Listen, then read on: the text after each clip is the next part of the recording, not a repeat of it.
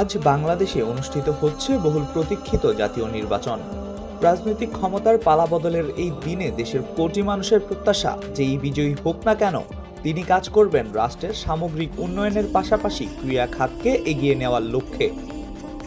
কারণ আধুনিক বাংলাদেশে ক্রীড়া এখন কেবল বিনোদনের অনুষঙ্গ নয়, এটি যুব উন্নয়ন, আন্তর্জাতিক পরিচিতি, অর্থনৈতিক সম্ভাবনা এবং জাতীয় গৌরবের এক শক্তিশালী মাধ্যম। বিশ্বের উন্নত ক্রীড়া পরাশক্তি দেশগুলোর দিকে তাকালেই স্পষ্ট হয়, রাষ্ট্রীয় পৃষ্ঠপোষকতা ছাড়া টেকসই ক্রীড়া উন্নয়ন সম্ভব নয়।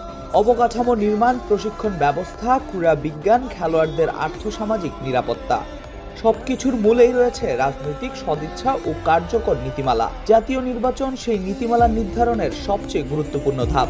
নির্বাচনের মাধ্যমে গঠিত সরকারই নির্ধারণ করে জাতীয় বাজেটের অগ্রাধিকার। ক্রীড়া খাতে বরাদ্দ বাড়ানো, জেলা উপজেলা পর্যায়ে স্টেডিয়াম ও অনুশীলন কেন্দ্র নির্মাণ, স্কুল কলেজে বাধ্যতামূলক ক্রীড়া কার্যক্রম, এসব সিদ্ধান্ত সরাসরি সরকারের রাজনৈতিক অঙ্গীকারের উপর নির্ভরশীল। একটি ক্রীড়া বান্ধব সরকার মানেই তৃণমূল থেকে জাতীয় পর্যায় পর্যন্ত প্রতিভা অন্বেষণের সুযোগ বৃদ্ধি। বাংলাদেশের মোট জনসংখ্যার বড় অংশই তরুণ।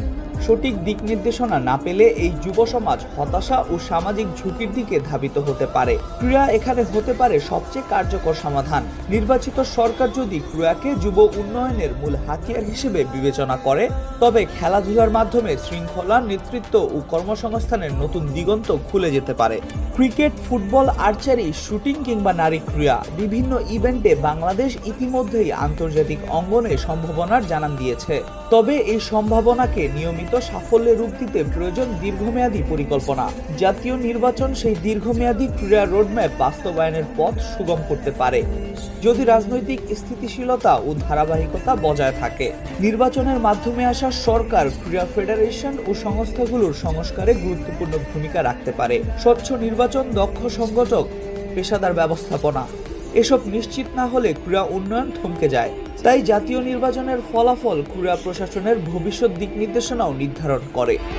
আজকের নির্বাচনে যেই বিজয়ী হোক না কেন, দেশের ক্রীড়াঙ্গনের প্রত্যাশা একটাই, রাজনৈতিক বিভাজনের ঊর্ধ্বে উঠে খেলাধুলাকে জাতীয় অগ্রাধিকারে স্থান দেওয়া। কারণ শক্তিশালী ক্রীড়া মানে সুস্থ সমাজ, আত্মবিশ্বাসী যুব সমাজ এবং আন্তর্জাতিক অঙ্গনে সম্মানজনক বাংলাদেশ।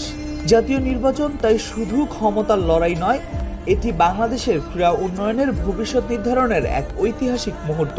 ক্রীড়া পাগল এই দেশের মানুষের প্রত্যাশা, নির্বাচনে যেই বিজয়ী হোক না কেন কাজ করবে দেশের খেলাধুলার স্বার্থে।